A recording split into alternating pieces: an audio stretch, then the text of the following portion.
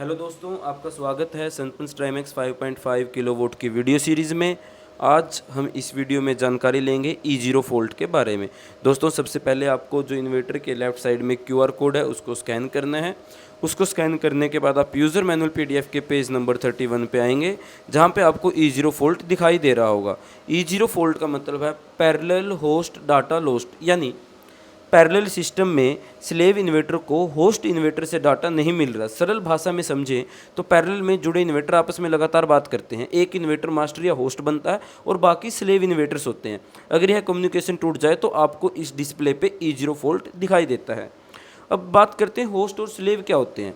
Parallel system में सभी inverter बराबर काम नहीं करते। एक इन्वर्टर पूरे सिस्टम को कंट्रोल करता है, उसे होस्ट या मास्टर कहते हैं।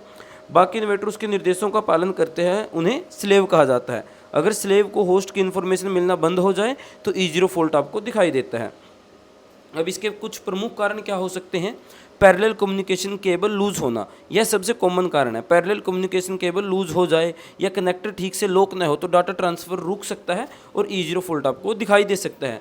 कम्युनिकेशन केबल डैमेज, कई बार केबल बाहर से ठीक दिखाई देता है लेकिन अंदर से वायर कट हो सकती है। रैट डैमेज, मॉइस्चर, इन सभी कारणों से कम्युनिकेशन फेल हो सकता है। होस्ट इन्वर्टर का ऑफ होना, अगर मास्टर इन्वर्टर बंद हो जाए या रीस्टार्ट हो जाए तो स्लेव इन्वर्टर्स को डाटा मिलना बंद हो जाएगा और E0 फॉल्ट आपकी डिस्प्ले पे दिखाई देगा। Wrong parallel address setting, parallel system में हर इन्वर्टर का एड्रेस अलग होना चाहिए। अगर दो इन्वर्टर में एक ही एड्रेस दे दिया जाए तो कम्युनिकेशन कन्फ्लिक्ट हो सकता है और E0 फॉल्ट दिखाई दे सकता है। अगर पैरेलल सिस्टम में लगे इन्वर्टर की फर्मवेयर वर्जन्स अलग अलग हों तो कम्युनिकेशन इश्यूज आ सकते हैं। कुछ मॉडल्स में यह भी E0 फॉल्ट का कारण बन सकता है। अगर पैरेलल कम्युनिकेशन बोर्ड ही खराब हो जाए तो डाटा एक्सचेंज रुक सकता है, हालांकि यह कारण कम देखने को मिलता है।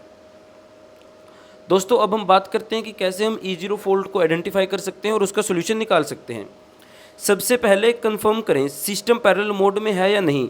अगर केवल एक इन्वर्टर लगा है तो ई सीरीज फॉल्ट समानता नहीं आना चाहिए। कम्युनिकेशन केबल चेक करें, सभी पैरेलल कम्युनिकेशन केबल्स को इंस्पेक्ट करें। Loose connector, broken wire, moisture, bends, cable damage, इन सबको ध्यान से देखें। यदि इनमें से कोई भी इशू है तो उसको ठीक करें। होस्ट इन्वर्टर को चेक करें, मास्टर इन्वर्टर ऑन है या ऑफ है, LCD नॉर्मल है या नहीं, कोई दूसरा फॉल्ट तो नहीं आ रहा आपके होस्ट इन्वर्टर में, वो सब अच्छे से चेक कर लें। पैरेलल एड्रेस वेरीफाई करें, F1 सेटिंग में जाकर L1, L2, L3 या पैरेलल एड्रेस सेटिंग सही है या नहीं, यह भी आपको चेक करना है। सभी इन्वर्टर्स को प्रॉपर सीक्वेंस में रीस्टार्ट करें, कई बार टेम्परेरी कम्युनिकेशन एरर क्लियर हो जाता है ऐसा करने पर भी। दोस्तों, इस तरीके से आप कम्युनिकेशन केबल को चेक करके उसको अच्छे से कनेक्ट करके डैमेज केबल को रिप्लेस करके होस्ट इन्वर्टर की कंडीशन चेक करके पैरेलल एड्रेस सेटिंग को ठीक करके फर्मवेयर वर्जन्स को मैच करके आप इस फॉल्ट का सोल्यूशन निकाल सकते हैं। यदि ऐसा करने के बाद भी बार बार आपके इन्वर्टर में आपको E0 फॉल्ट दिखाई देता है तो आप हमारे सर्विस सेंटर स्टैटकॉन पावरटेक से कॉन्टैक्ट कर सकते हैं और आपके इन्वर्टर को सर्विस सेंटर पर भिजवा सकते हैं, ताकि हम इसको ठीक करने के बाद आपके पास जल्द से जल्द वापस भिजवा दें। आज की वीडियो में बस इतना ही। धन्यवाद।